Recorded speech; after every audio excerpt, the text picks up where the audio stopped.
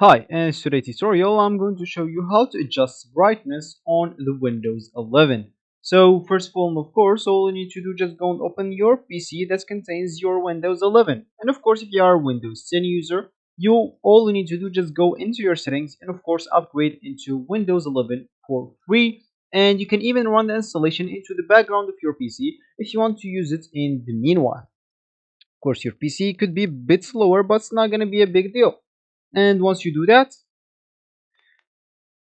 you will be notified to restart or to reboot your PC once the installation is done. And of course, when you do that again, you will find yourself with a Windows 11 ready to use. And of course, you'll even have a recovery point if you want to go back into your Windows 10 whenever you want. But I bet you will stay on Windows 11 because it's as good as well as Windows 10 or even much better.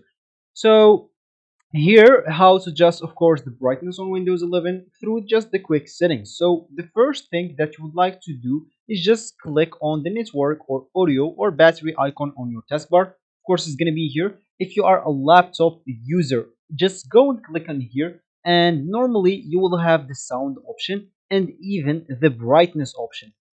But if you are a desktop user like me, you cannot do that through of course your Windows 11.